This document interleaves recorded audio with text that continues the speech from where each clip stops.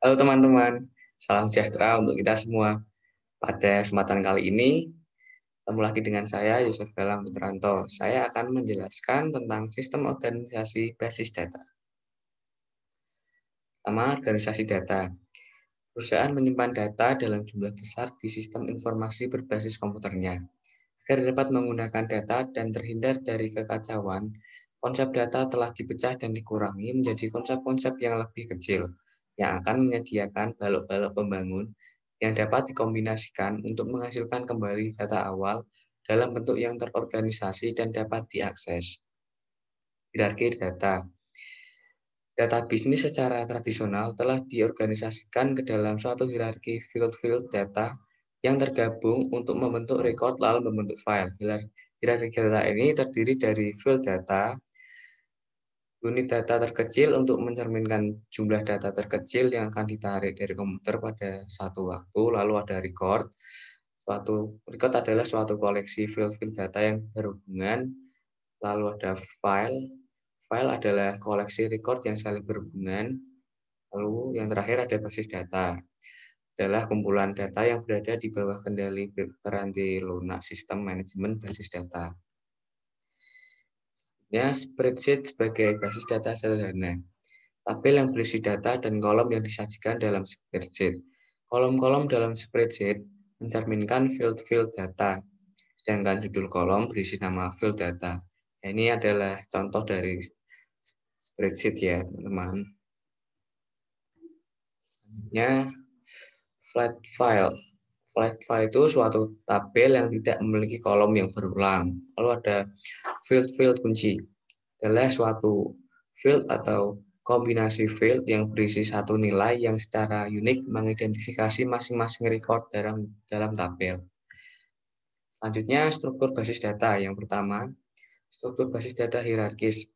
Struktur basis data hierarkis dibentuk oleh kelompok data, subkelompok, dan beberapa subkelompok lagi.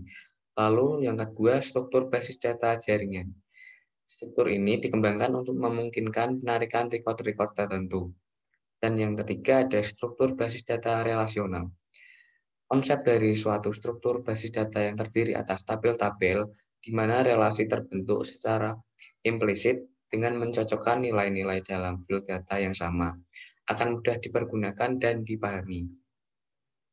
Lalu ada basis data jadwal.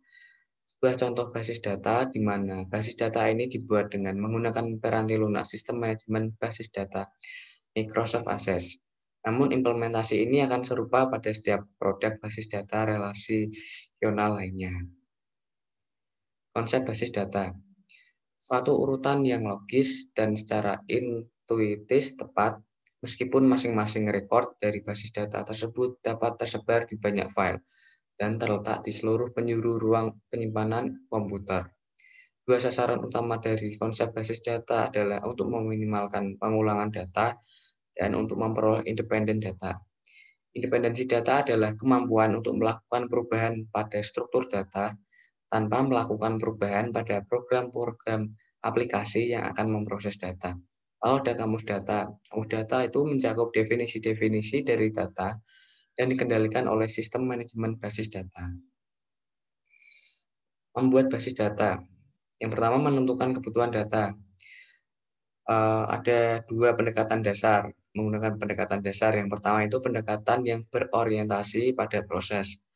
Langkah-langkahnya, yang pertama mendefinisikan masalah. Lalu kedua, mengidentifikasi keputusan yang dibutuhkan. Ketiga, menjabarkan kebutuhan informasi.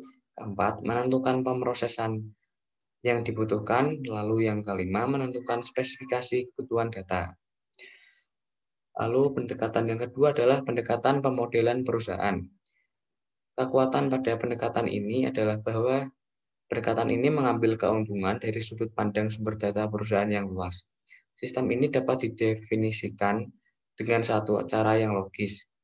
Kelemahannya itu adalah kesulitan dalam mengaitkan data dari satu masalah bisnis ke data dari masalah bisnis lainnya. Lalu teknik-teknik pemodelan data. Yang pertama, menggunakan diagram relasi entitas. Digunakan untuk menguraikan hubungan antara kumpulan-kumpulan data konseptual sehingga record-recordnya saling terhubung akan dapat digabungkan bersama. Yang kedua, diagram kelas digunakan untuk menguraikan hubungan data maupun tindakan-tindakan yang mengoperasikan data ke dalam relasi. Menggunakan basis data, pertama laporan dan formulir. Mayoritas interaksi penggunaan dengan basis data adalah melalui laporan dan formulir. Perbedaannya adalah dalam formatnya. Formulir secara tipikal menampilkan record saja dalam satu waktu dan tidak memberikan ikhtisar data. Jadi dalam formulir ini ada yang pertama navigasi. Pengguna dapat melakukan navigasi dari satu record ke record berikutnya dengan mempergunakan basis navigasi yang berada di bagian bawah formulir. Kedua, akurasi. Formulir memberikan satu kesempatan untuk menyesuaikan nilai-nilai data pada aplikasi area bisnis tertentu. Tiga, konsistensi. Jika seorang pengguna salah memasukkan nilai field, maka artinya record tersebut tidak akan dapat digabungkan ke tabel-tabel yang lain. Keempat, penyaringan. Pengguna dapat menyaring record yang ingin dilihat dengan menggunakan formulir ini. Lalu yang terakhir ada subformulir. Subformulir membantu menjaga keakuratan dan konsistensi yang dibutuhkan dari data.